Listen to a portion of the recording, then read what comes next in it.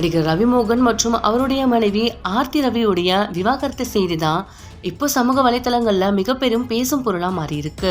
இதற்கெல்லாம் காரணம் ஆக்டர் ரவிமோகன் அவருடைய கேர்ள் ஃபிரெண்ட் கெனிஷா கூட ஐசரி கணேஷ் அவர்களுடைய மகள் திருமணத்துக்கு ஜோடியா வந்ததுதான். இந்த நிலையில ஆர்த்தி அவர்கள் அவங்களுடைய இன்ஸ்டாகிராம் பக்கத்துல ஒரு அறிக்கையை வெளியிட்டு, ரவி அவருடைய குழந்தைங்களுக்கு நல்ல அப்பாவா இல்ல, என்னுடைய வாழ்க்கையில வந்த அந்த 3வது நபர்னாலதான் இவ்வளவு பிரச்சனையும் ஆரம்பிச்சது, என்னையும் என் குழந்தைகளையும் வீட்டை விட்டு விரட்டத்துக்காக தான் ரவி பாக்குறாருன்னு ஆர்த்தி அவர்கள் அவங்களுடைய இன்ஸ்டாகிராம் பக்கத்துல இந்த நிகழ்ச்சிக்கு பிறகு ஒரு அறிக்கையை வெளியிட்டிருந்தாங்க.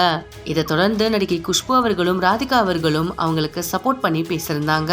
இந்த நிலையில கெனிஷா அவர்களுடைய ஃபேன்ஸும் ஆக்டர் ரவிமோகன் அவர்களுடைய ஃபேன்ஸும் ஆர்த்தி ரவி அவர்களை விமர்சிச்சுட்டு வந்துட்டு இருந்தாங்க.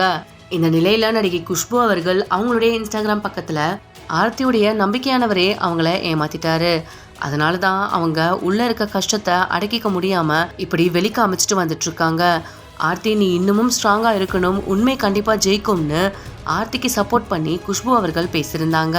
இதை தொடர்ந்து இத்தனை நாளா அமைதியா இருந்த ரவிமோகன் அவர்கள் அவருடைய இன்ஸ்டாகிராம் பக்கத்துல ஒரு அறிக்கையை வெளியிட்டிருக்காரு.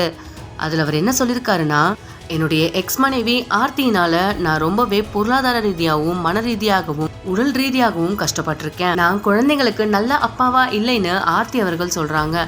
ஆனா குழந்தைங்களை நான் பார்க்க விடாம பண்றதே ஆர்த்தி தான். ஆர்த்தியுடைய அம்மா வாங்கின கடனுக்காக நான் நிறைய படங்கள் நடிச்சு கொடுத்துருக்கேன்.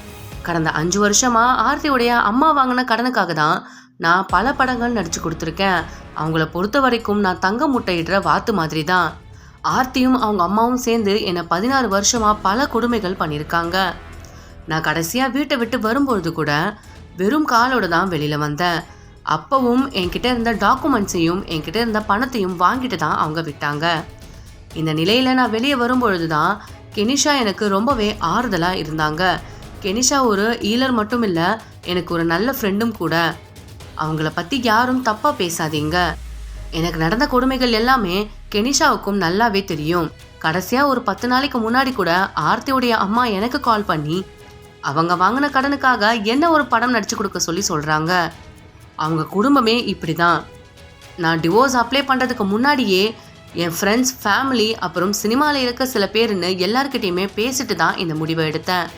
உண்மை என்னன்னு எல்லாருக்குமே தெரியும். ஆர்த்தி தான் குழந்தைங்களை வச்சு இப்போ சீப்பான சிம்பத்தி கிரியேட் பண்ணிட்டு இருக்காங்க.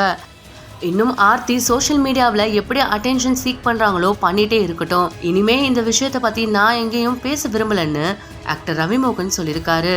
இந்த வீடியோ பத்தின கருத்துக்களை கமெண்ட்ல சொல்லுங்க. இந்த வீடியோ பிடிச்சிருந்தா லைக் அண்ட் ஷேர் பண்ணுங்க. மேலும் இந்த மாதிரியான ட்ரெண்டிங் மற்றும் சினிமா செய்திகள் பார்க்கறதுக்கு நம்மளுடைய GLV ஸ்பாட்லைட் சேனலை சப்ஸ்கிரைப் பண்ணிக்கோங்க.